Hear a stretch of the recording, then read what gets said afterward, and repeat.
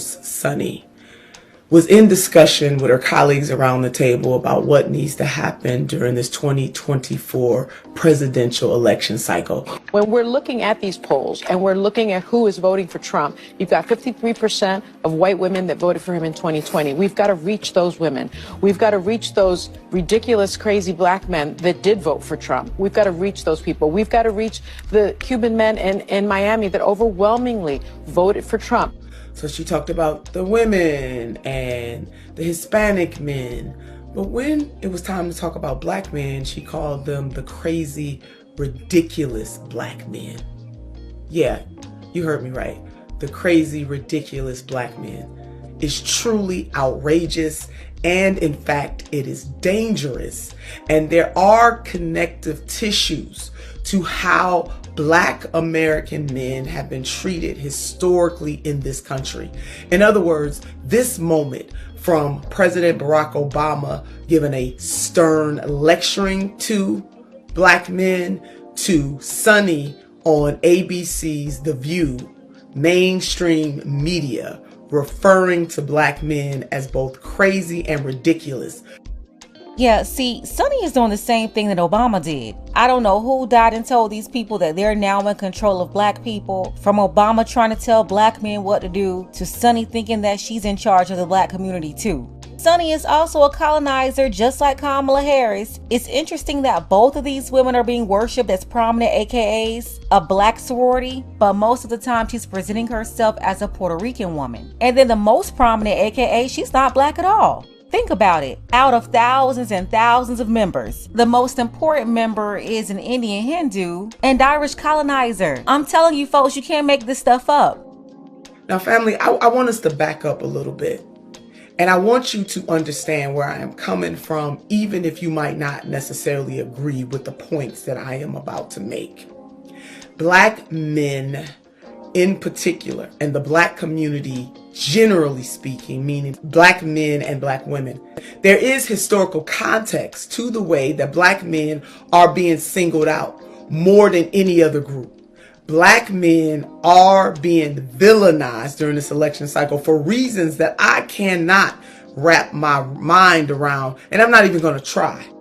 We know exactly what it is. It's these feminists. The black feminists are following the white feminists, and they're joining together for Kamala to go against men. The white feminists tried to redefine masculinity with Kamala's boneheaded husband and Tim Walz. Then the black feminists, they're following the same 1-2 step, those marching orders they get from the top to sabotage the black community. And like I've said plenty of times, the black feminists, they are together with the white feminists, and they're being used to destroy the whole community by first sabotaging the black man. Because it is wrong. Black men are the most progressive male voting bloc in the United States of America. In 2016, over 81% of black men gave Secretary Clinton their vote. Over 81%. Meanwhile, on the other side of the ledger, white men, only 32%. So why is it that folks are trying to browbeat black men when it is empirically unwarranted, but yet folks feel very comfortable in doing it? You know why? Because it is rooted in a historical context in this country that makes it very easy and very clear that black men can be beaten down in this society politically, socially, economically, and nobody even gives it a second thought. Now, the people who are saying these things, some people understand that historical context, and some people might not necessarily understand that historical context. It is a public lashing of black men. And even some in the media have said that President Obama did not go far enough in his chastisement of black men. And I simply don't understand that, because what else should President Obama have done making reference to black men and how they will vote during this election cycle? I mean, should black men be taken out and literally beaten? We must think about these things. And those of us who have cachet or have greater influence must think about these things in a deeper way.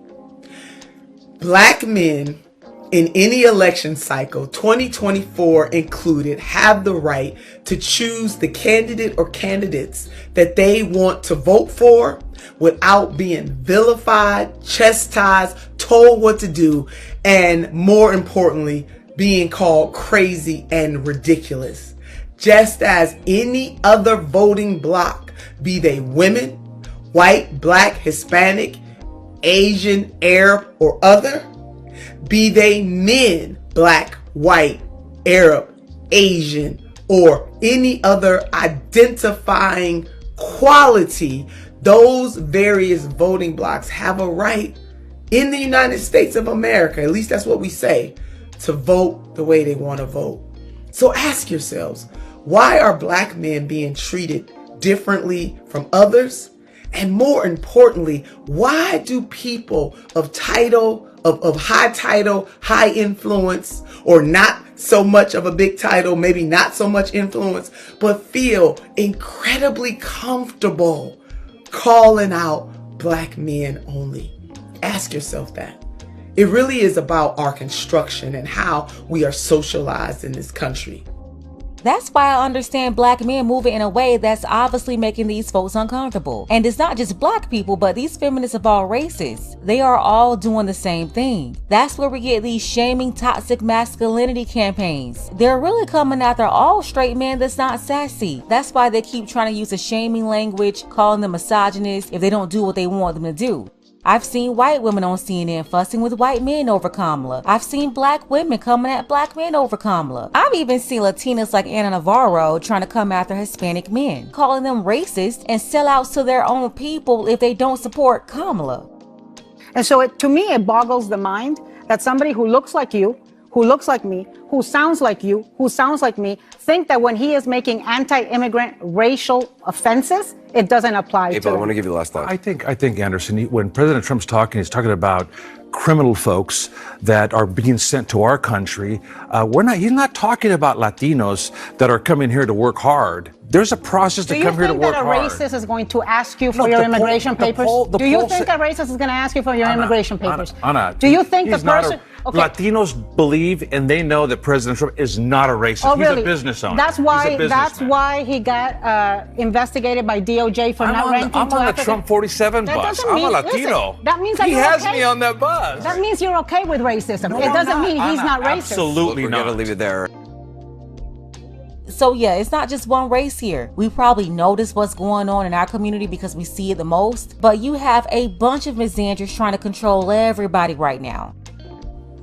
My last point on this for this moment is that the tearing down of black men is ultimately the tearing down of the black community writ large.